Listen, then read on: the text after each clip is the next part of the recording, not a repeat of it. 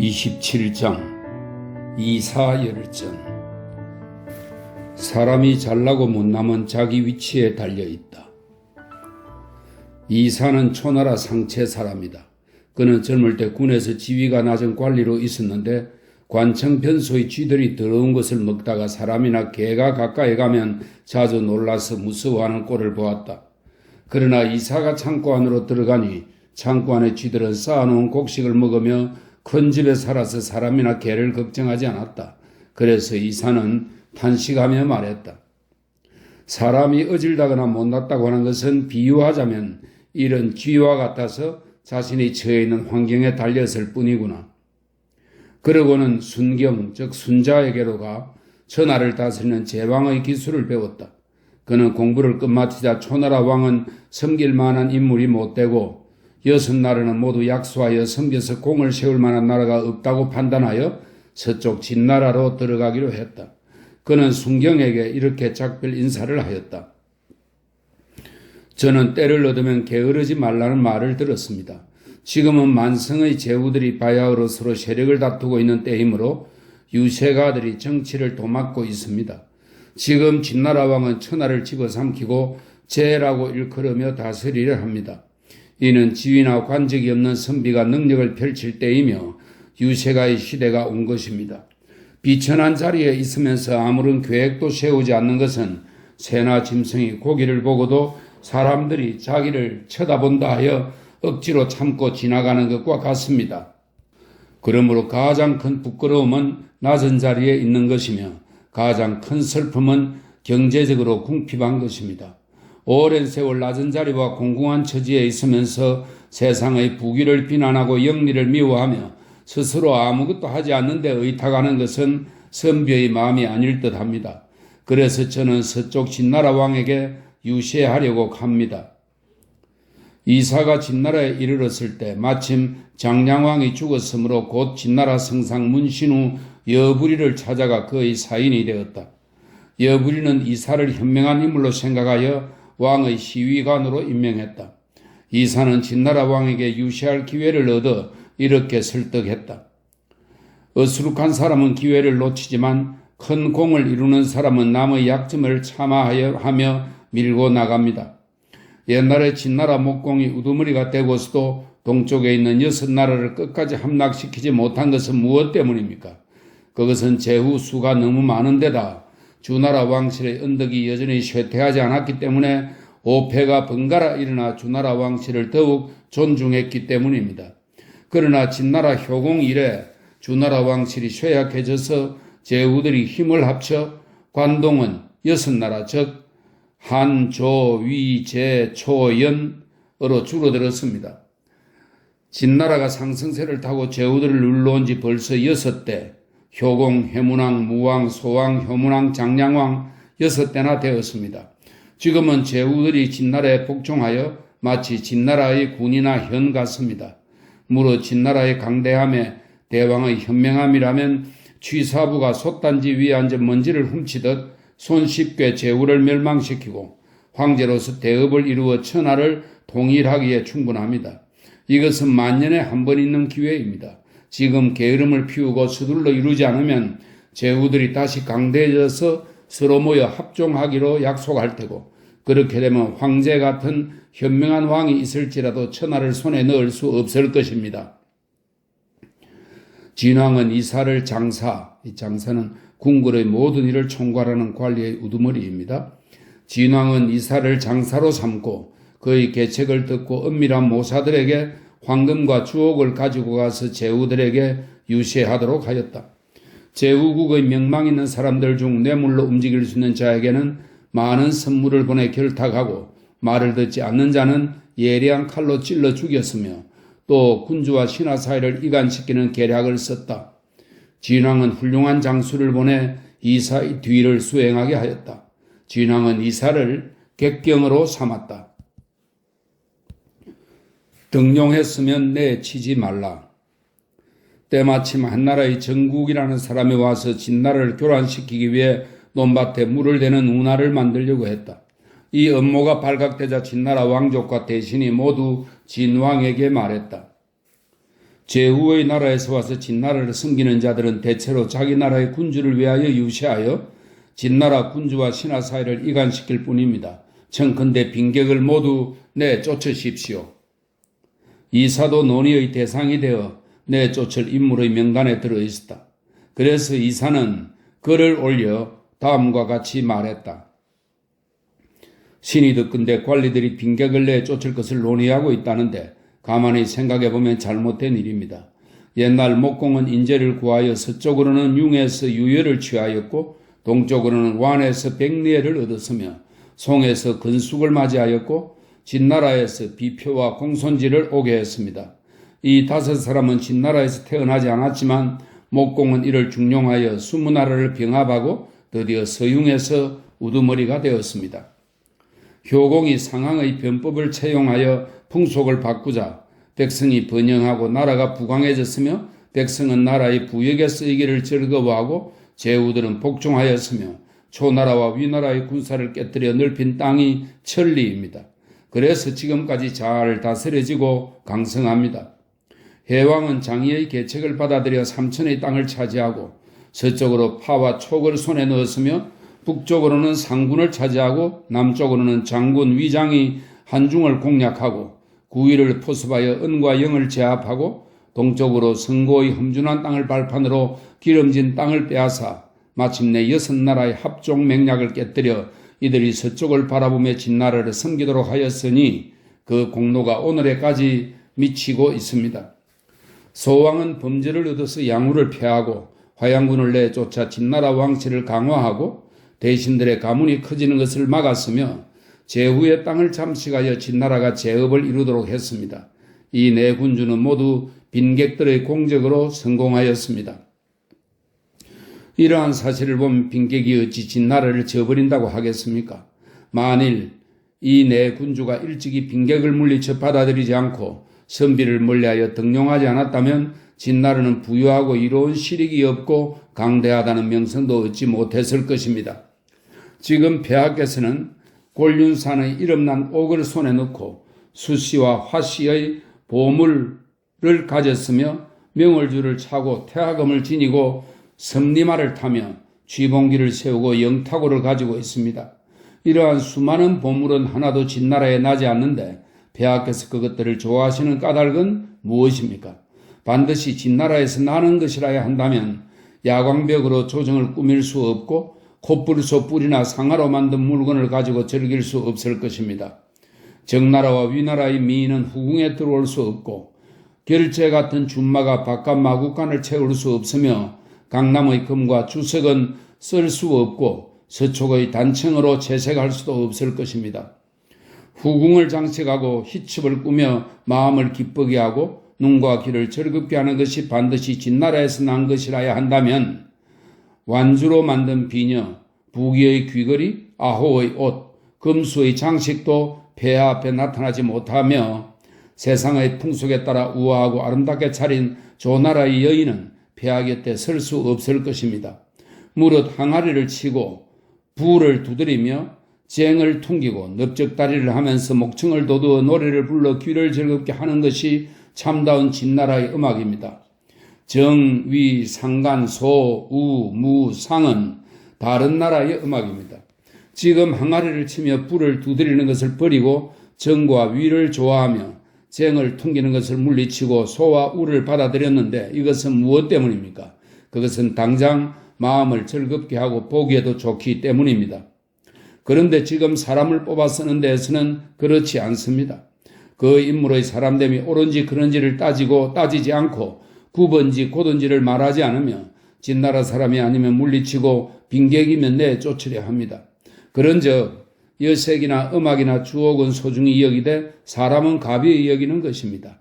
이것은 천하에 군림하며 제후들을 제압할 수 있는 방법이 아닙니다. 신이 듣건대 땅이 넓으면 곡식이 많이 나고 나라가 크면 인구가 많으며 군대가 강하면 병사도 용감하다라고 합니다. 이에 태산은 흙 한 줌도 양보하지 않으므로 그렇게 높아질 수 있고 하해는 작은 물줄기 하나도 가리지 않으므로 그렇게 깊어질 수 있으며 왕은 어떠한 백성이라도 물리치지 않으므로 자신의 덕을 천하에 밝힐 수 있는 것입니다. 그러므로 땅에는 사방의 구분이 없고 백성에게는 다른 나라의 차별이 없으며 사계절이 조화되어 아름답고 귀신은 복을 내립니다. 이것이 오제와 사망에게 적이 없었던 까닭입니다. 그런데 지금 진나라는 백성을 버려 적국을 이롭게 하고 빈객을 물리쳐 제후를 도와 공적을 세우게 하고 천하의 선비를 물러나게 하여 감히 서쪽으로 향하지 못하게 하며 발을 묶어 진나라로 들어오지 못하게 하고 있습니다. 이는 이른바 도적에게 군사를 빌려주고 도독에게 식량을 보내는 것입니다. 대체로 진나라에서 나지 않은 물건 가운데 보배로운 것이 많으며 진나라에서 태어나지 않은 인재 가운데 충성스러운 인물이 많습니다. 지금 빈객을 내쫓아 적국을 이롭게 하고 백성을 줄여서 적국을 보태주어 나라 안으로는 저절로 비게 되고 나라 밖으로 제후들에게 원한을 사면 나라가 위태롭지 않기를 바라도 그렇게 될 수밖에 없습니다. 진왕은 곧장 빈객을 내쫓으라는 명령을 거두고 이사의 관직을 회복시켜 그의 계책을 받아들였다. 이사의 벼슬은 정위에 이르렀다. 그로부터 20여 년 뒤에 진나라는 마침내 천하를 통일하고 군주를 높이 황제라 하였으니 이사를 성상으로 삼았다. 이사는 궁과 현의 성벽을 허물고 무기를 녹여 다시는 쓰지 않는다는 뜻을 보여주었다. 진나라는 한자의 땅도 봉해주는 일이 없었고 황제의 자제를 세워 왕으로 삼는 일도 없었으며 공신을 제후로 삼은 것은 뒷날 내란의 근심거리를 없애기 위함이었다. 없애야 할 책과 두어야 할 책. 시왕 34년에 함양궁에서 주연을 베풀었을 때 박사, 복야, 주청신 등이 시황제의 군의와 등망을 칭송했다. 제나라 출신 순우월이 앞으로 나아가 간언했다. 신이 듣건대 은나라와 주나라 왕조가 천여 년 동안 다스릴 수 있었던 것은 자제와 공신들을 봉하여 왕실을 돕는 지주로 삼았기 때문이다 라고 합니다. 지금 폐하께서는 천하를 소유하고 계시지만 폐하의 자제들은 평범한 사람에 지나지 않습니다. 만일 제나라의 전상이나 진나라의 육경의 환란 같은 걱정거리가 느닷없이 생기면 곁에서도 없는 신하가 없으니 어떻게 나라를 구하겠습니까? 어떤 일이든 옛것을 본받지 않고 오랜 시일 이 일이 이어졌다는 말은 듣지 못했습니다. 그런데 지금 주청신 등은 앞에서 아첨하며 폐하께서 잘못된 행동을 거듭하도록 하고 있으니 중신이 아닙니다. 시황제는 이 건의를 내려 성상에게 검토하도록 했다. 성상은 순우월의 견해가 황당하다며 그의 주장을 물리치고 곧 다음과 같은 글을 올렸다. 옛날에는 천하가 흩어지고 어지러워도 아무도 이를 통일할 수 없었습니다. 그래서 제후들이 나란히 일어났고 말하는 것마다 옛것을 끌어내어 지금의 것을 해롭게 하고 헛된 말을 꾸며서 실제를 어지럽혔습니다. 사람들은 저마다 자기가 배운 것을 옳다고 여기고 조정에서 세운 제도를 비난하였습니다. 지금 폐하께서는 천하를 통일하고 흑백을 가려 천하에 오직 황제 한 분만이 있도록 정했습니다. 그런데 사서로에 학문하는 자들은 서로 모여 이미 만들어진 법과 제도를 허망한 것이라고 합니다. 조칙이 내려졌다는 말을 들으면 각자 자기가 배운 학설로 그것을 논의하고 집으로 들어가서는 마음속으로 헐뜯고 밖으로 나와서는 길거리에서 논의합니다. 그들은 군주를 비방하는 것을 명예로 여기고 다른 주장을 내세우는 것을 고상한 것으로 여겨 그들을 따르는 사람들을 이끌어 비방을 일삼고 있습니다. 이러한 행동을 금지하지 않으면 위로는 군주의 군의가 떨어지고 아래로는 당파가 이루어질 테니 금하는 것이 유리합니다. 시는 청컨대 모든 문학과 시, 서, 제자백가의 책을 가지고 있는 자는 이것을 없애도록 하고 이 금지령을 내린 지 30일이 지나도 없애지 않는 자에는 이마에 먹물을 들이는 형벌을 가하여 성단은 4년 동안 새벽부터 일어나 성 쌓는 일을 하는 죄수를 말합니다. 형벌을 가하여 성단으로 삼으십시오. 없애지 않아도 되는 책은 의학, 전복, 농사, 원해에 관한 책입니다. 만일 배우고 싶은 자는 관리를 스승으로 삼으면 됩니다. 시황제는 이 제안을 옳다고 여겨 시, 서, 제자백가의 책을 몰수하고 모든 백성을 어리석게 만들어 천하의 그 누구도 옛것으로 지금 세상을 비판하지 못하게 했다. 법률과 제도를 밝히고 율령을 만드는 일은 모두 시황제 때에 처음 생겼다.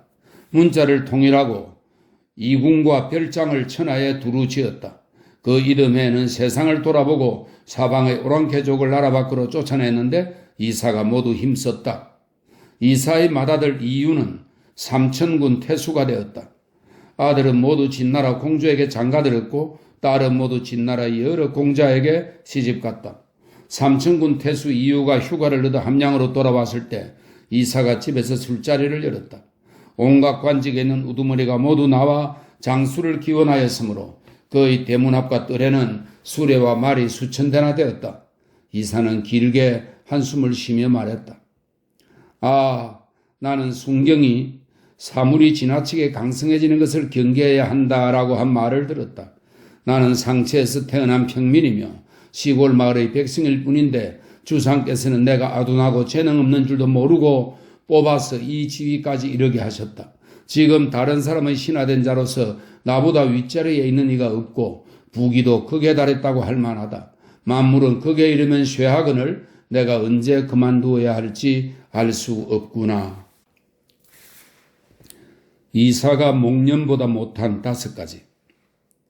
시왕 37년 10월에 황제는 세상을 두루 돌아보러 나가 회계산으로 해서 해안을 따라 북쪽으로 낭야에 이르렀다. 성상 이사와 중거 부령 조고가 부쉐령의 일을 금하면서 모두 따랐다. 시황제에게는 아들이 20명 남짓 있었는데 맏아들 부소가 솔직하게 가난하는 날이 많으므로 상군의 군대를 감독하도록 하여 밖으로 내보냈는데 목념이 그 군대의 장군으로 있었다. 막내 아들 호해는 황제에게 남달리 사랑을 받고 있었는데 그가 따라가고 싶어하자 시황제가 허락했다. 나머지 아들들은 아무도 따라가지 못했다.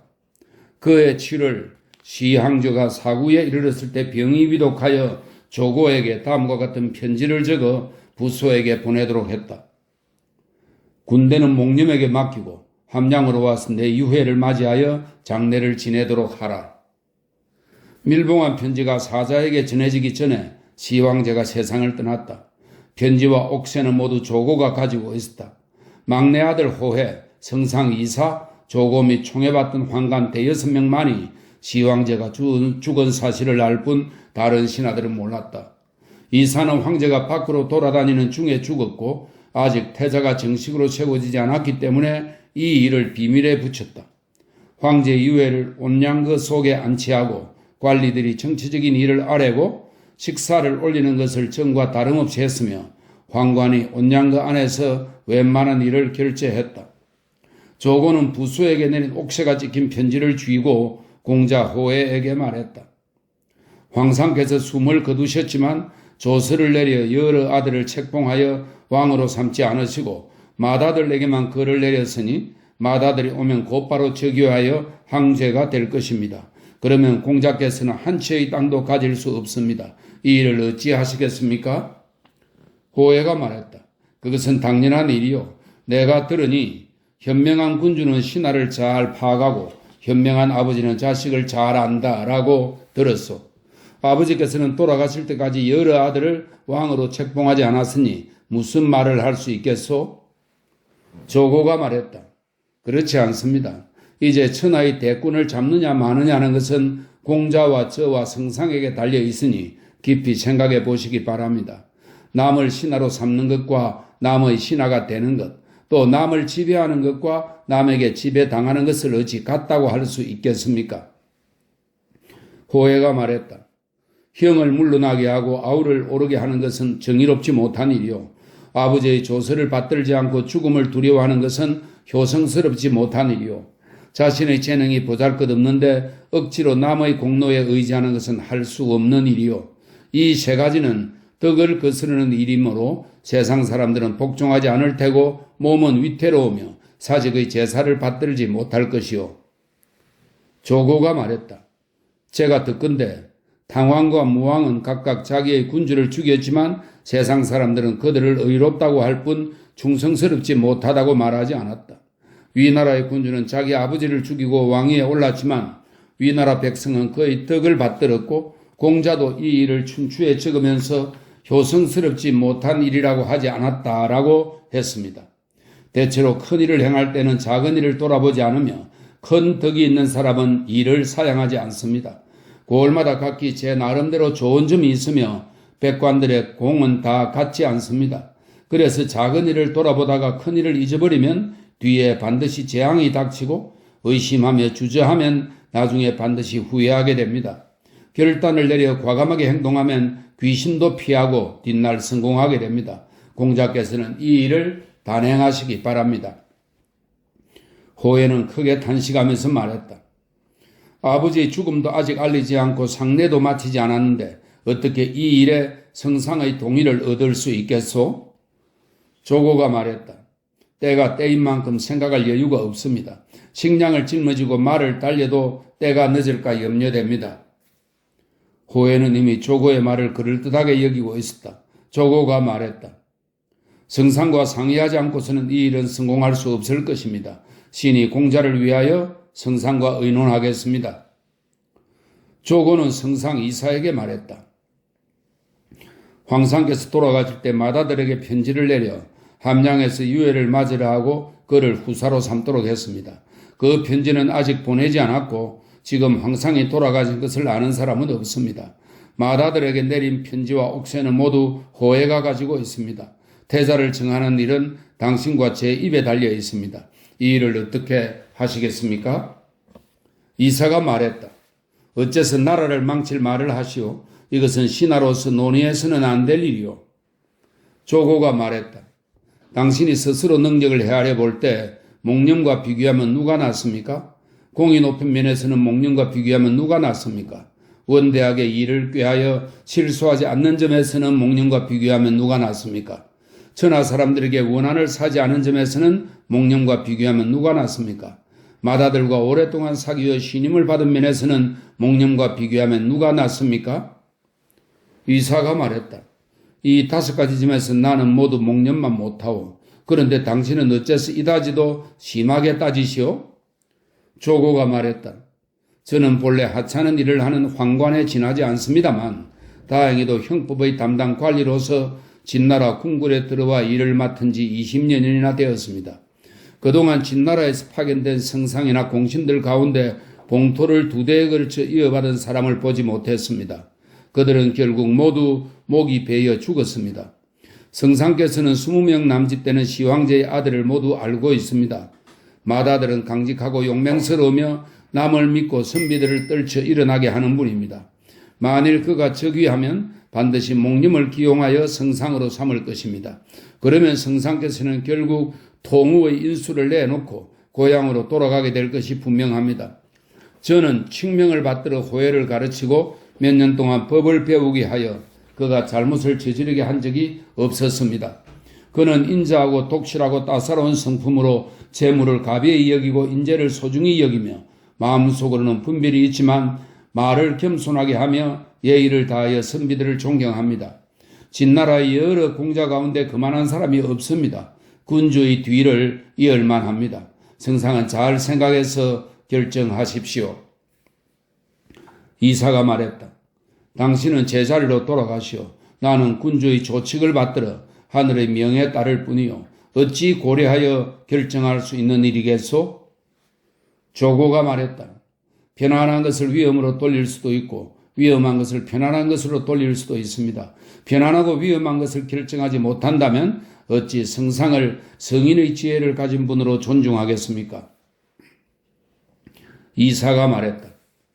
나는 상체라는 시골의 평민이었으나 다행히 황상께서 발탁하여 성상이 되고 통으로 봉해졌으며 자손도 모두 높은 지위와 많은 복록을 받게 되었어. 이는 나라의 존망과 안위를 나에게 맡기려고 한 것인데 어떻게 그 뜻을 저버릴 수 있겠소? 충신은 죽음을 피하려 요행을 바라지 않으며 효자는 부모를 섬기는 데 부지런히 힘쓰고 위험한 일을 하지 않으며 다른 사람의 신하가 된 자는 저마다 자기 직책을 지킬 따르며 당신은 더 이상 말하지 마시오. 나에게 죄를 짓도록 할 셈이오. 조고가 말했다. 제가 듣건대 성인은 변화에 정해진 태도가 없으며 변화에 따르고 시대에 호응하며 끝을 보고 근본을 알며 지향하는 바를 보고 귀착하는 바를 안다고 합니다. 사물이란 본래 이런 것입니다. 어찌 고정된 법칙이 있겠습니까? 이제 천하의 대꾸는 호해에게 달려 있으며 저는 그의 마음을 잘 알고 있습니다. 대체로 밖에서 안을 제어하는 것을 혹이라 하고 아래에서 위를 제어하는 것을 적이라 합니다. 가을에 서리가 내리면 잎과 꽃이 떨어지고 얼음이 녹아 물이 흐르게 되면 만물이 일어납니다. 이것은 필연의 법칙입니다. 당신은 어째서 판단이 더디십니까? 이사가 말했다.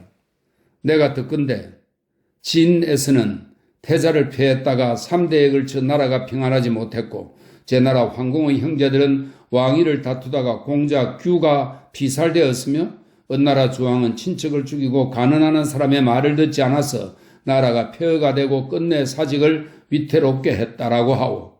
이 세 사람은 하늘의 뜻을 거슬러 종묘에 제사 지낼 수 없게 되었소. 저도 같은 사람으로서 어찌 그렇게 모반을 꾀할 수 있단 말이오? 그러자 조고가 말했다. 위와 아래가 마음을 합치면 길이 누릴 수 있으며 안과 밖이 하나가 되면 일의 겉과 속이 없어집니다. 성상께서 제 말을 받아들이면 봉의 지위를 유지하고 자자손손 고라고 일컬으며 반드시 왕자교와 적송자처럼 장수하고 공자와 묵자 같은 지혜를 얻게 될 것입니다. 그러나 지금 이것을 버리고 따르지 않으면 재앙이 자손에게까지 미치고 가엾고 냉혹한 결과를 불러올 것입니다. 처세를 잘하는 자는 화를 돌려 복으로 만드는데 성상께서는 어떻게 처신하시렵니까? 이사는 하늘을 우러러 한탄하고 눈물을 흘리면서 긴 한숨을 내쉬었다. 아, 나 홀로 어지러운 세상을 만나 죽을 수도 없으니 어디에 내 목숨을 맡기랴. 이사는 결국 조고의 의견을 따르기로 했다. 조고는 바로 호해에게 알렸다. 제가 태자의 밝은 뜻을 받들어 성상에게 알렸더니 성상 이사는 감히 명령을 받들지 않을 수 없었습니다. 세 사람은 공모하여 지왕제의 조서를 받은 것처럼 꾸미고 아들 호해를 세워 태자로 삼았다. 또 맏아들 부소에게 내린 편지를 고쳤다. 짐이 천하를 순행하며 이름 있는 산의 여러 신들에게 제사 지내고 기도드려 수명을 연장하려 한다. 지금 너는 장군 목념과 함께 군사 수십만 명을 이끌고 국경 지방에 주둔한 지 12년이 지났으나 앞으로 나가지 못하고 병조를 많이 잃었을 뿐 한치의 공로도 세운 바 없다. 그럼에도 자주 글을 올려 직언하여 비방하고 지금의 직분을 그만두고 돌아와 태자의 지위에 되돌아갈 수 없음을 밤낮으로 원망하고 있다. 너는 아들로서 불효하여 칼을 내리니 스스로 목숨을 끊으라. 장군 목념은 부소와 함께 밖에 있으면서 부소를 바로잡지 못했으며 마땅히 부소가 꾀하는 바를 알았을 터이다. 신하로서 충성하지 못하였기에 스스로 목숨을 끊도록 명하며 군사는 비장 왕리에게 맡기도록 하라. 이 편지를 황제의 옥새로 봉하고 호해의 식객을 시켜 받들고 가서 상군에 있는 부소에게 전하게 했다. 사자가 도착하여 편지를 펼쳐본 부소는 울면서 안으로 들어가 스스로 목숨을 끊으려고 했다. 목념이 부소를 말리며 말했다. 폐하께서는 궁궐 밖에 계시며 아직 태자를 세우지 않았습니다. 저에게 군대 30만 명을 이끌고 병경을 지키게 하고 공자를 시켜 감시하도록 했습니다. 이것은 천하의 중대한 임무입니다. 지금 사자 한 명이 왔다고 스스로 목숨을 끊으려 하시면 어찌 이 편지가 거짓이 아님을 알겠습니까? 청컨대 다시 한번 용서를 빌어보십시오. 다시 용서를 구한 뒤에 목숨을 끊어도 늦지 않습니다. 사자가 여러 차례 스스로 목숨을 끊도록 재촉하자 부소는 사람됨이 어지러서 목념에게 이렇게 말했다. 아버지가 자식에게 죽음을 내렸는데 어떻게 다시 용서를 청할 수 있겠소? 그러고는 스스로 목숨을 끊었다. 목념이 죽으려 하지 않자 사자는 그를 옥리에게 넘겨 양주의 옥에 가두었다. 사자가 돌아와 아뢰니 호해와 이사와 조고는 매우 기뻐하며 함양으로 돌아와 시황제의 죽음을 널리 알렸다. 태자는 이세 황제로 즉위하였다. 조고는 낭중령이 되어 언제나 궁중에서 이세 황제를 모시고 정권을 마음대로 휘둘렀다. 이세 황제는 하는 일 없이 한가하게 지냈기에 조고를 불러 일을 모의했다. 사람이 태어나 세상을 살아가는 것을 비유하자면 준마 6필이 끄는 수레가 달려가는 것을 문틈으로 보는 것처럼 짧은 시간이요. 나는 이미 천하에 군림하게 되었으니 귀와 눈으로 좋아하는 바대로 하고 마음과 뜻이 즐거운 바를 다하여 종묘를 편안히 하고 많은 백성을 즐겁게 하여 천하를 길이 소유하다가 내 수명을 마치고 싶은데 어떤 방법이 있겠소? 조고가 말했다. 그것은 현명한 군주만이 할 수 있는 것으로 어둡고 어리석은 군주는 할 수 없는 일입니다. 감히 부월의 형벌을 무릅쓰고 말씀드릴 테니 폐하께서는 조금만 헤아려 주십시오. 저 사구에서 꾀한 일을 여러 공자와 대신들이 의심하고 있습니다. 여러 공자는 모두 폐하의 형제들이며 대신들은 선제께서 등용했던 사람들입니다. 폐하께서 즉위하자 그자들은 이를 못마땅하게 여겨 마음으로 복종하지 않고 있으니 반란을 일으킬까 우려됩니다. 게다가 몽님은 이미 죽었으나 그 아우 몽이는 군대를 이끌고 나라 밖에 나가 있습니다. 신은 두려움에 쌓여 전전긍긍하고 있습니다. 그러니 폐하께서 어찌 이러한 즐거움을 누릴 수 있겠습니까? 이세 황제가 말했다. 그럼 어떻게 하면 좋겠소? 조고가 대답했다. 법을 준엄하게 하고 형벌을 가혹하게 하며 죄 있는 자는 연좌제를 실시하여 죄를 지으면 그 일족을 모조리 죽이고 선제 때의 대신들을 멸하고 폐하의 형제들을 멀리하며 가난한 자를 부유하게 하고 천한 자를 높여주십시오. 선제의 옛 신하를 모두 제거하고 폐하께서 믿을 수 있는 자를 새로 두어 가까이 하십시오. 이렇게 하신다면 숨어있던 덕이 폐하에게로 모이고 해로운 것이 없어지며 간사한 업무는 막히고 신하들은 폐하의 은택을 입고 두터운 떡을 입지 않은 자가 없을 것이며 폐하께서는 베개를 높이 베고 마음껏 즐길 수 있을 것입니다. 이보다 더 좋은 계책은 없습니다. 이세 황제는 조고의 말을 옳다고 여겨 법률을 다시 제정하고 신하와 공자들 중에 죄를 지은 자가 있으면 조고에게 맡겨 조사하도록 했다. 이렇게 해서 대신 몽이 등을 죽여 없애고 공자 12명을 함양의 시장 바닥에서 죽이고 공주 10명을 두에서 찢어 죽였으며 그들의 재산은 모두 관청에서 거둬들였는데 여기에 연루된 자는 이루 헤아릴 수 없었다. 공자 고는 달아나려다가 온 가족이 모두 죽음을 당할까 두려워 글을 올려 말했다. 선제께서 건강하셨을 때 신이 궁중에 들어가면 먹을 것을 내려주시고 나갈 때는 수레를 태워주셨으며 어부는 황제의 옷을 관장하던 곳입니다. 어부의 옷을 내려주시고 황제의 마구간에 좋은 말도 내리셨습니다. 신은 마땅히 선제를 따라 죽어야 하지만 그러지 못했으니 아들로서 효도하지 못했고 신하로서 충성하지 못했습니다.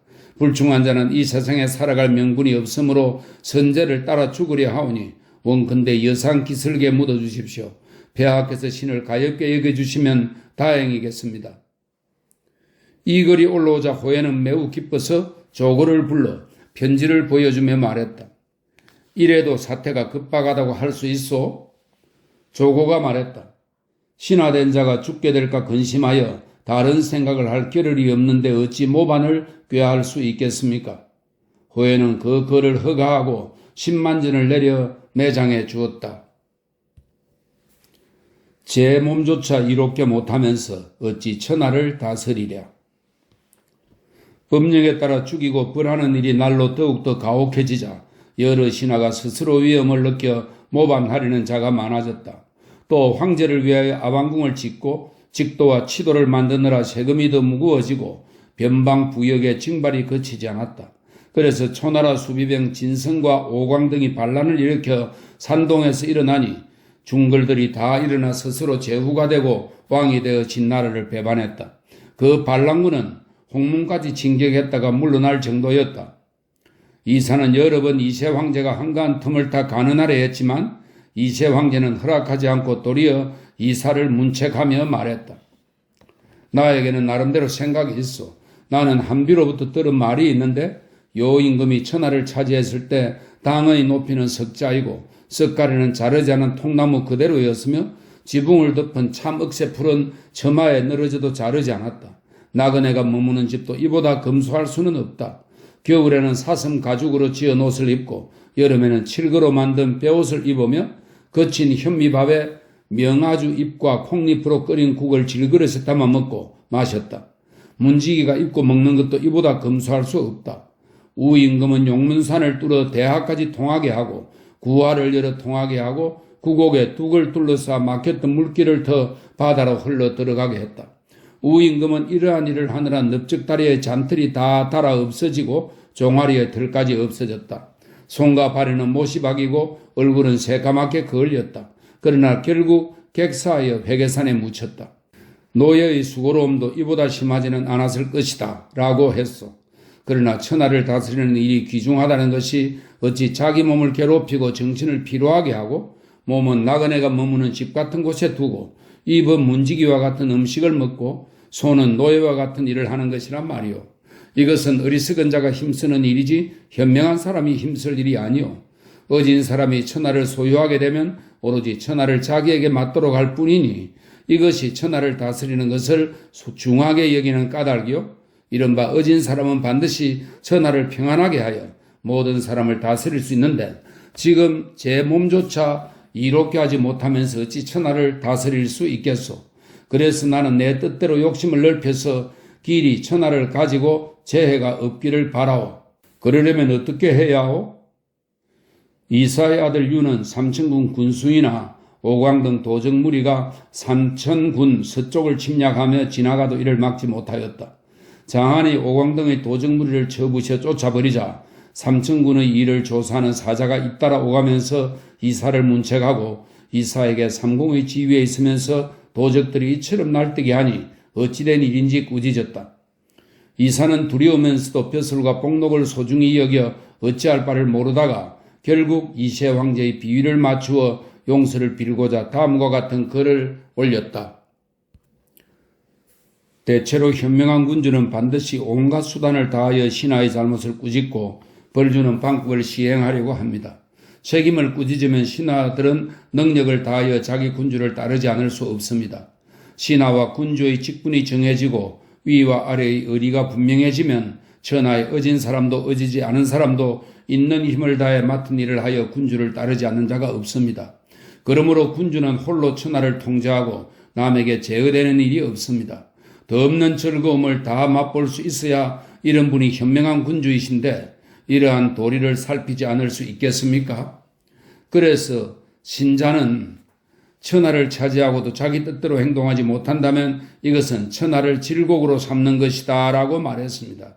이것은 다른 뜻이 아니라 신하를 잘 꾸짖지 못하면서 도리어 천하의 백성을 위해 자기 몸을 괴롭혀 요임금과 순임금처럼 그렇게 하면 그것이 바로 질곡이라는 말입니다. 대체로 신자나 한비자의 훌륭한 법수를 배워 신하를 꾸짖는 방법을 실행하여 천하를 자기 마음대로 부리지 못하고 부질없이 애써서 제 몸을 괴롭히고 정신을 수고롭게 하여 몸소 백성에게 봉사하는 것은 백성이 할 일이지 천하를 다스리는 군주가 할 일이 아닙니다. 이랬어야 어찌 존귀하다 할 수 있겠습니까? 남이 나를 따르게 하면 나는 존귀해지고 남은 비천해지지만 내가 남을 따르면 내가 비천해지고 남이 존귀해집니다.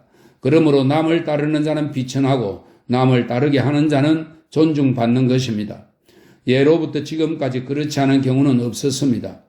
옛날에 현명한 사람을 존중한 까닭은 그 사람이 존귀했기 때문이고 못난 사람을 미워한 까닭은 그 사람이 미천했기 때문입니다. 그런데 요임금과 우임금은 몸소 천하의 백성을 따랐습니다. 이런 까닭으로 그들을 존귀하다고 한다면 현명한 사람들을 존중하는 명분이 없어질 것입니다. 이것은 매우 잘못이라고 말할 수 있습니다. 이런 것을 질곡이라고 하는 것이 당연하지 않습니까? 이것은 신하를 제대로 처벌하지 못한 데서 오는 잘못입니다. 한비자는 자애로운 어머니에게는 집안을 망치는 자식이 있지만 엄격한 가정에는 거스르는 종이 없다라고 말했습니다. 무엇 때문이겠습니까? 잘못을 하면 반드시 벌을 주기 때문입니다. 옛날 상군의 법에 따르면 길가에 죄를 벌이면 벌을 내렸습니다. 대체로 죄를 벌이는 것은 가벼운 죄이지만 형벌은 무거웠습니다. 오직 현명한 군주만이 가벼운 죄를 엄하게 다스릴 수 있습니다. 가벼운 죄도 엄하게 처벌하는데 하물며 큰 죄를 지었을 경우는 말할 것도 없습니다. 그래서 백성은 감히 법을 어기지 못하는 것입니다. 그러므로 한비자도 하찮은 배 조각이나 비단 조각은 도덕이 아닌 일반 사람들도 가져가지만 좋은 황금 백일은 도적도 훔쳐가지 않는다라고 말한 것은 보통 사람들이 하찮은 이익을 중시하는 마음이 깊고 도척의 욕심이 얕아서 그런 것도 아니고 도척의 행위가 100일이나 되는 귀중한 황금을 가벼이 여겨서 그런 것도 아닙니다. 그것을 가져가면 반드시 수형을 받기 때문에 도척도 100일이나 되는 황금을 집에 가지 않는다는 말입니다. 처벌이 반드시 시행되지 않는다면 일반 사람들도 하찮은 것이라도 내버려 두지 않게 됩니다.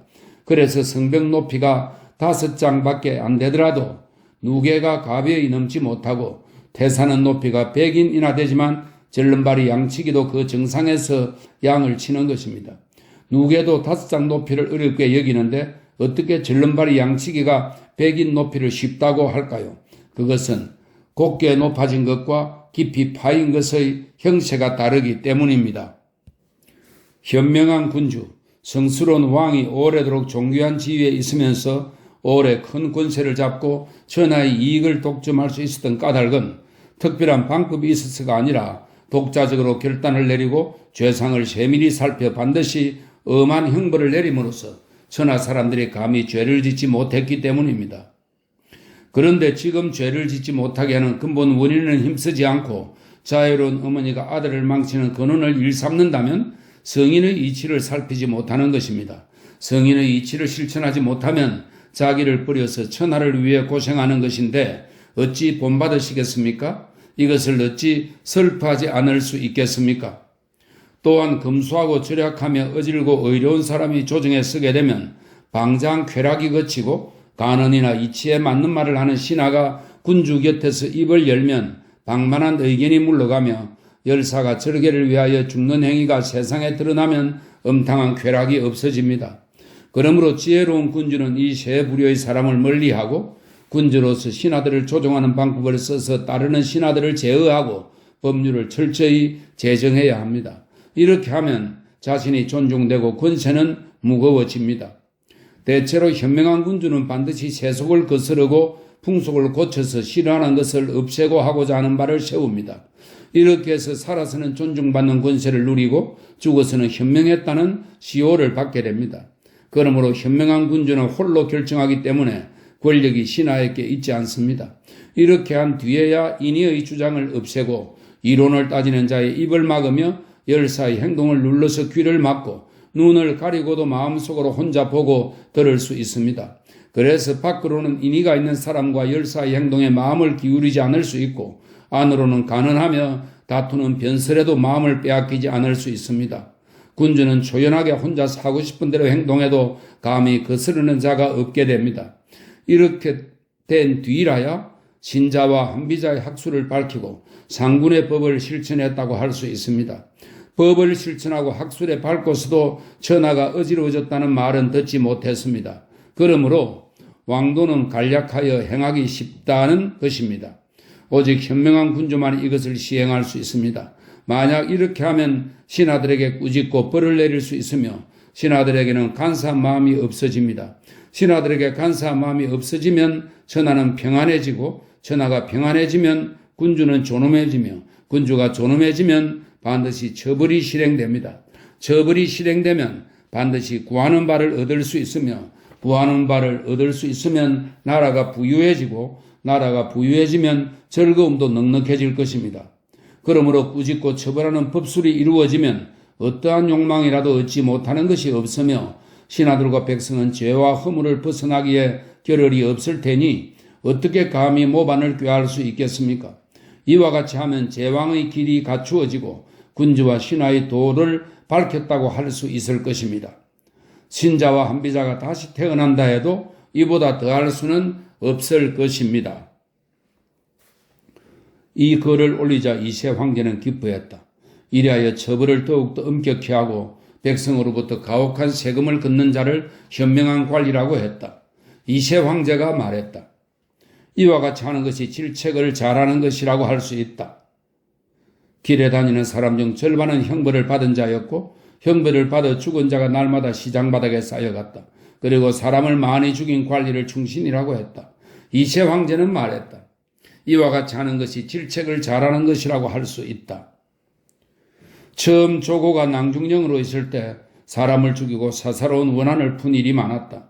조고는 대신들이 조정으로 들어가 정사에 대하여 얘기하다가 자기를 헐뜯을까 두려워서 이세 황제를 이렇게 설득했다. 천자가 존귀한 까닭은 신하들은 소리만 들을 뿐 얼굴을 뺄 수 없기 때문입니다. 그래서 천자는 스스로 짐이라고 일컬었습니다. 또 폐하께서는 아직 춘추가 연수하셔서 반드시 모든 일에 두루 능통할 수는 없습니다. 지금 조정에 앉아 신하에 대한 견책이나 사람을 쓰는 문제에서 옳지 못한 점이 있다면 대신들에게 단점을 보이는 것입니다. 이는 폐하의 신성하고 영명하심을 천하에 보이는 것이 아닙니다. 그러니 폐하께서는 궁중 깊숙한 곳에서 팔짱을 끼고 계시면서 신과 법률에 밝은 시중과 더불어 일을 기다렸다가 안건이 생기면 그것을 상의해서 처리하십시오.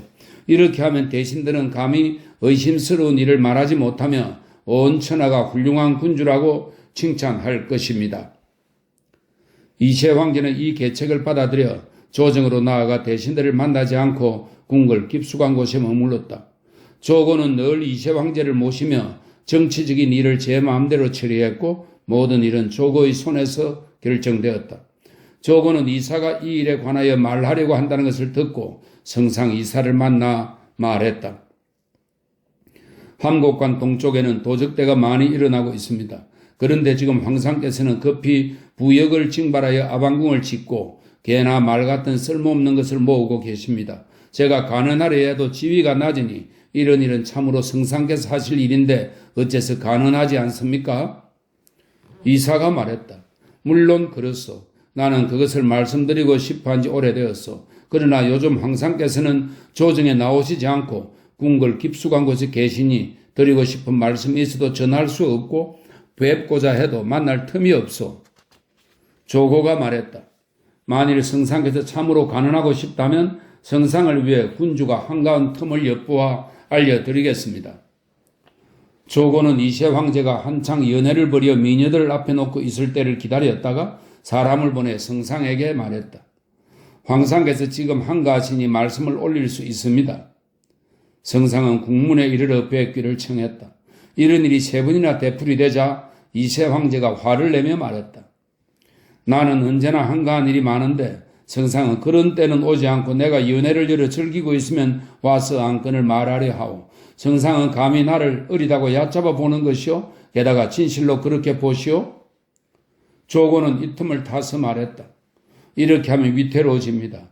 저 사구에서의 업무에 성상도 참여했습니다. 지금 폐하께서는 황제가 되셨지만 성상의 지위는 더 존귀해진 것이 없습니다. 그는 땅을 떼어받아 왕이 되기를 바랄 것입니다. 또 폐하께서 묻지 않으시기에 구태여 말씀드리지 않았습니다만 성상의 맏아들 이유는 삼천군 태수로 있는데 초나라의 도둑 전성 등은 모두 성상의 고향에서 가까운 고을 사람들입니다. 그래서 초나라 도둑들이 공공연히 돌아다니며 삼천군을 지나도 이유는 성만 지킬 뿐 나아가 치려고 하지 않았습니다. 신은 그들 사이에 편지가 오간다고 들었습니다만 아직 확실한 증거를 잡지 못했기에 감히 말씀드리지 않았습니다. 또 궁중 밖에서 성상의 권세는 폐하보다도 무겁습니다. 이세 황제도 그렇다고 생각했다. 이세 황제는 성상을 신문하려 했으나 그 사실이 확실하지 않은 것을 염려하여 사람을 시켜 삼천군 태수가 도둑과 내통한 상황을 조사하도록 하였다. 이사도 이런 움직임을 들었다. 그때 이세 황제는 감천군에서 곡절하는 유희와 연극을 구경하고 있어 이사는 뵐 수가 없으므로 글을 올려 조고의 단점을 말했다. 신이 듣건대 신하의 권력이 그 군주의 권력과 비슷해지면 위태롭지 않은 나라가 없으며 첩의 세력이 남편의 세력과 비슷하면 위태롭지 않은 집안이 없다라고 합니다. 지금 대신 중에는 폐하만큼 다른 사람들에게 마음대로 이익을 주기도 하고 해를 주기도 하여 폐하의 권력과 별 차이가 없는 자가 있으니 이것은 매우 온당치 못한 일입니다. 옛날에 사성벼슬에 있던 자하는 송나라 재상이 되자 자신이 형벌을 집행하며 위험 있게 행세하더니 1년 만에 자신의 군주를 위협하였습니다. 전상은 제나라 강공의 신하가 되어 자기와 서열로는 나라 안에서 따를 자가 없었고 그 개인 집의 재력이 제나라 공실과 비슷해지자 은혜를 펴고 덕을 베풀어 아래로는 백성의 마음을 얻고 위로는 신하들의 마음을 얻어 은밀히 제나라의 국군을 빼앗으려고 제열을 뜰에서 죽이고 강공을 조정해서 죽여 드디어 제 나라를 손에 넣었습니다. 이 일은 천하 사람이 다 알고 있습니다. 지금 조고가 사악한 뜻을 품고 위험한 반역을 행하는 것은 자한이 송나라 재상으로 있을 때와 같고 그 개인 집의 재력은 전씨가 제 나라에 있을 때와 같습니다. 전상과 자한의 반역 수법을 병행하여 폐하의 위험과 신망을 위협하려는 뜻은 한기가 한나라 왕 안의 재상으로 있을 때와 비슷합니다. 폐하께서 지금 그에 대한 대책을 세우지 않는다면 그가 변을 일으킬까 두렵습니다. 이세 황제가 대답했다. 무슨 소리요? 조고는 본래 황관이었어. 그러나 그는 제 몸이 평안하다고 해서 제 멋대로 하지 않았고 제 몸이 위태롭다고 해서 마음을 바꾸지 않았으며 행실을 깨끗이 하고 선행을 닦아 지금의 지위에 이르렀어. 중성으로 승진하고 신의로 제자리를 지키니 짐은 참으로 그를 현명하다고 생각하오. 그런데 그대가 조고를 의심하다니 무슨 까닭이요? 게다가 짐은 어린 나이에 아버지를 잃어서 아는 것이 적고 백성을 다스리는데도 서투르며 그대마저 늙어서 천하의 일과 동떨어지지는 않을까 염려되오. 그러니 짐이 조고에게 모든 일을 맡기지 않으면 누구에게 맡겨야 한단 말이오. 조고는 사람됨이 청렴하고 부지런하며 아래로는 백성의 마음을 알고 위로는 내 뜻에 맞으니 그대는 그를 의심하지 마시오. 이사는 다시 글을 올려 말했다. 그렇지 않습니다. 조고라는 자는 본래 미천한 출신으로 도리를 알지 못하며 탐욕스러운 마음은 끝이 없고 이익을 추구하여 그칠 줄 모르며 위세는 군주의 다음가며 욕심을 끝없이 부립니다. 그래서 신은 위험한 인물이라고 말씀드린 것입니다. 이세 황제는 이미 전부터 조고를 신임하고 있었으므로 이사가 조고를 죽이지는 않을까 걱정이 되어 조고에게 이 일을 조용히 말해 주었다. 그러자 조고가 말했다. 성상의 두통거리는 오직 이 조고뿐입니다. 신만 죽으면 성상은 곧 전상과 같이 행동할 것입니다. 이에 이세 황제가 말했다. 이사를 낭중령 조고에게 넘겨 조사하도록 하라. 조고가 이사를 신문했다. 이사는 붙잡혀 묶인 채 감옥에 갇혀 하늘을 우러러보며 탄식했다. 아, 슬프구나. 도리를 모르는 군주를 위하여 무슨 계책을 세울 수 있겠는가. 옛날 걸왕은 관용봉을 죽이고 주왕은 왕자 비간을 죽이고 오나라 왕 부차는 오자스를 죽였다. 이 세 신하가 어찌 충성하지 않았을까마는 죽음을 면치 못한 것이니 몸이 죽어서 충성할 바가 아니고 충성을 다한 군주가 도리를 몰랐기 때문이다. 지금 내 지혜는 세 사람은 못하고 이세 황제의 무도함은 걸왕, 주왕, 부차보다도 더하니 내가 충성하였기 때문에 죽는 것은 당연하다. 장차 이세 황제의 다스림이 어찌 어지럽지 않으랴. 지난날 그는 자기 형제를 죽이고 스스로 썼으며 중신을 죽이고 미천한 사람을 존중하며 아방궁을 짓느라 천하백성에게 무거운 세금을 거두어 들였다. 내가 가난하지 않은 게 아니라 가난을 받아들이지 않았던 것이다. 대체로 옛날 훌륭한 왕들은 음식에 절제가 있었고 술이나 물건에도 정해진 수가 있었으며 궁시를 짓는데도 한도가 있었다. 명령을 내려 어떤 일을 하는 경우에도 비용만 들고 백성에게 보탬이 되지 못한 것을 금하여 오랫동안 평안하게 다스릴 수 있었다. 그런데 지금 형제에게 도리에 어긋난 일을 하고도 그 허물을 반성할 줄 모르고 중신을 죽이고도 다가올 재앙을 생각하지 않으며 궁궐을 크게 짓느라 천하 백성에게 무거운 세금을 물리며 비용을 아끼지 않는다. 이 세 가지 나쁜 일이 실행되니 천하의 백성은 복종하려 하지 않는다. 지금 반역자가 벌써 천하의 절반을 차지했는데도 이세 황제는 아직 깨닫지 못하며 조고를 보좌로 삼고 있으니 나는 반드시 도적이 함량에 들어오고 고라니와 사슴이 조정해서 노는 꼴을 보게 되겠구나. 이에 이세 황제는 곧 조고를 시켜 성상 이사의 죄상을 밝혀 벌을 내리도록 했다. 조고는 이사가 아들 이유와 함께 모반을 꾀한 죄상을 추궁하고 그 일족과 빈객을 모두 체포했다. 조고가 이사를 신문하면서 1000번이 넘는 책직질로 고문하므로 이사는 고통을 이기지 못하여 스스로 없는 죄를 자백했다. 이사가 자살하지 않은 까닭은 자신이 변설에 능하고 공로가 있으며 실제로 모반할 마음이 없었고 그를 올려 진정하면 다행히 이세 황제가 깨닫고 용서해 주리라고 생각했기 때문이다. 그래서 이사는 옥중에서 글을 올렸다. 신이 성상이 되어 백성을 다스린 지 30년이나 되었는데 그때는 진나라 땅이 좁았습니다. 선왕 때에는 진나라 땅이 사방 천리를 넘지 않고 병력은 수십만에 불과했습니다. 신은 변변치 못한 재능을 다하여 삶과 법령을 받들고 남몰래 모신을 보내 보물을 가지고 제후들을 설득하게 했습니다. 또 조용히 군비를 갖추고 정치와 교육을 정비하였으며 투사에게 벼슬을 주고 공신을 존중하여 그들의 자기와 복록을 높였습니다. 이렇게 한 결과 한 나라를 위협하고 위나라를 약화시켰으며 연나라와 조나라를 깨뜨리고 제나라와 초나라를 평정하였으며 마침내 6나라를 겸병하여 그 왕들을 사로잡고 진나라 왕을 세워서 천자로 만들었습니다. 이것이 신의 첫 번째 죄입니다. 땅이 넓지 않은 것은 아니었으나 다시 북쪽으로는 호와 맥을 쫓아버리고 남쪽으로는 백우를 평정하여 진나라의 강대함을 과시했습니다. 이것이 신의 두 번째 죄입니다. 대신을 존중하여 그 직위를 높여 군주와 신하 사이의 친밀함을 굳게 했습니다. 이것이 신의 세 번째 죄입니다. 사직을 세우고 종묘를 구축하여 주상의 현명함을 밝혔습니다. 이것이 신의 네 번째 죄입니다. 눈금을 고쳐 도량행을 통일하고 문물 제도를 천하에 보급하여 진나라의 명성을 더 높였습니다. 이것이 신의 다섯 번째 죄입니다. 수레가 달릴 수 있는 길을 닫고 관광시설을 만들어 군주의 덕이한 모습을 보였습니다. 이것이 신의 여섯 번째 죄입니다. 형벌을 늦추고 부세를 가볍게 하여 주상께서 백성의 마음을 얻도록 하였으며 천하의 모든 백성이 주상을 받들어 죽어도 그 은혜를 잊지 않게 하였습니다. 이것이 신의 일곱 번째 죄입니다. 이사는 신하로서 죄를 지었으니 이미 오래전에 죽어 마땅합니다. 폐하께서 다행히 신의 능력을 다하게 하시어 오늘에 이를 수 있었으니 부디 폐하께서는 이를 살펴주시기 바랍니다. 이 글이 올라오자 조고는 관리에게 버리도록 하고 아뢰지 않았다. 그러고는 이렇게 말했다. 죄수가 어떻게 군주에게 글을 올릴 수 있는가? 조고는 신명 남짓 때는 자기 식객을 시켜 거짓으로 어사, 알자, 시중으로 꾸며 번갈아가며 이사를 신문하게 했다.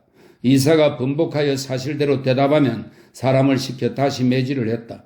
나중에 이세 황제가 사람을 시켜 이사를 신문하자 이사는 전과 같이 하리라고 생각하여 끝내 번복하여 말하지 않고 죄를 시인했다.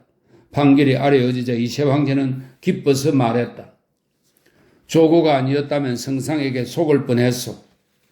이어서 이세 황제는 사람을 보내 삼천군 태수 이유를 조사하도록 했지만 사자가 도착했을 때는 반란군 항량이 이미 그를 죽인 뒤였다. 사자가 돌아왔을 때 마침 성상은 옥리에게 넘겨졌고 조고는 이사와 이유의 모반에 관한 진술서를 마음대로 꾸몄다.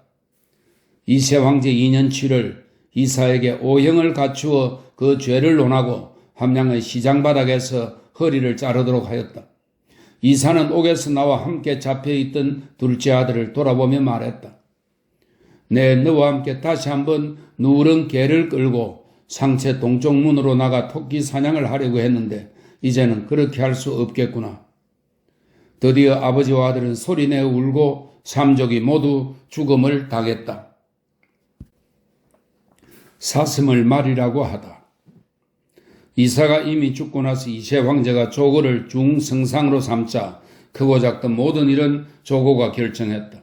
조고는 자신의 권력이 무거운 줄을 알고 이세 황제에게 사슴을 바치면서 말이라고 했다. 이세 황제가 좌우에 있는 이들에게 물었다. 이것은 사슴이지? 좌우에 있던 이들은 한결같이 이렇게 대답했다. 말입니다. 이세 황제는 놀라서 스스로 정신이 이상하다고 생각하여 태복을 불러 점을 치게 했다. 그러자 태복은 이렇게 말했다. 폐하께서는 봄, 가을로 교사는 제왕이 교외에서 천지에 올리는 제사입니다. 폐하께서는 봄, 가을로 교사를 지낼 때 종묘 귀신을 모시면서 재계가 석연치 못해서 이 지경에 이르렀습니다. 덕을 많이 쌓아 재계를 충분히 하셔야 합니다. 그래서 이세 황제는 상림문으로 들어가 재계했다. 날마다 새를 잡고 짐승을 사냥하면서 놀았는데 마침 지나가던 사람이 상림문으로 들어오자 이세 황제가 활을 쏘아 그를 죽였다. 조고는 함량의 영으로 있는 사위 염락을 시켜 이렇게 탄핵했다. 누군지는 알 수 없지만 사람을 죽여 상리문으로 옮겨놓은 도둑이 있다. 그리고 조고는 이세 황제에게 간언했다. 천자가 아무런 까닭 없이 죄 없는 사람을 죽이는 것은 하늘이 금하는 바입니다. 귀신도 폐하의 제사를 받지 않을 것이며 하늘은 재앙을 내릴 것입니다. 따라서 궁궐에서 멀리 떨어진 곳으로 가서 재앙을 물리치는 기도를 드려야 마땅합니다. 이세 황제는 궁궐을 떠나 망이궁에 머물렀다. 망이궁에 있은 지 사흘 만에 조고가 위사들에게 거짓 조서를 내려 흰옷을 입고 무기를 들고 궁궐로 향하게 하고 자신은 한 발 앞서 궁궐로 들어가 이세 황제에게 이렇게 말했다. 산동의 도적대가 크게 쳐들어왔습니다. 이세 황제가 망루에 올라 이것을 바라보고 두려워하니 조고는 이 틈을 타 이세 황제를 위협하여 스스로 목숨을 끊도록 했다. 조고는 황제의 옥새를 꺼내어 찼지만 곁에 있던 신하 가운데 따르는 자가 없었고 궁전에 오르자 궁전이 3번이나 무너지려고 했다. 조고는 하늘이 허락하지 않고 신하들도 받아들이지 않음을 스스로 알고 시황제의 손자 자영을 불러 옥새를 주었다. 자영은 즉위했지만 조고를 두려워하여 병을 핑계로 정치적인 일을 돌보지 않고 황관, 한담 및 그의 아들과 조고를 죽이려고 모의했다. 조고가 황상을 뵙고 문병하려 할 때 한담에게 조고를 찔러 죽이도록 하고 그의 3족을 멸망시켰다. 자영이 즉위한 지 석 달 만에 폐공, 유방을 말합니다. 폐공의 군대가 무관으로 들어와 함양에 이르렀다. 진나라 신하와 관리는 모두 자영을 배반하고 맞서 싸우지 않았다. 자영은 처자식과 함께 옥새가 달린 끈을 스스로 목에 걸고 지도 부근에 상복했다. 폐공은 자영을 관리에게 넘겼으나 항왕이 와서 목을 베었다. 진나라는 마침내 천하를 잃었다. 태사공은 말한다. 이사는 여염집에서 태어나 제후들에게 유시하다가 진나라로 들어가서 진왕을 섬겼다. 열국 사이에 틈이 생긴 기회를 타서 시황제를 도와 마침내 진나라의 제업을 이루게 했다. 이사는 삼공의 지위에 올랐으므로 높은 자리에 등용되었다고 할 수 있다. 그러나 이사는 육경의 근본 뜻을 잘 알면서도 공명정대하게 정치를 하여 군주의 결점을 메워주려 힘쓰지 않고 높은 자기와 복록을 누리는 무거운 지위에 있으면서도 군주에게 아첨하고 쫓으며 구차하게 비위를 맞추고 조칙을 엄하게 하고 형벌을 가혹하게 하였으며 조고의 간사한 의견을 따라 적자를 패하고 첩의 자식을 제위에 오르게 했다. 제후들이 이미 모반하고 났어야 비로소 군주에게 충언하려 했으나 때가 너무 늦었구나. 세상 사람은 모두 이사가 충성을 다했는데도 오형을 받고 죽었다고 생각하지만 그 근본을 살펴보면 세속의 논의와는 다르다. 그러지 않았더라면 이사의 공은 주공이나 소공의 어깨를 겨룰만 하였을 것이다.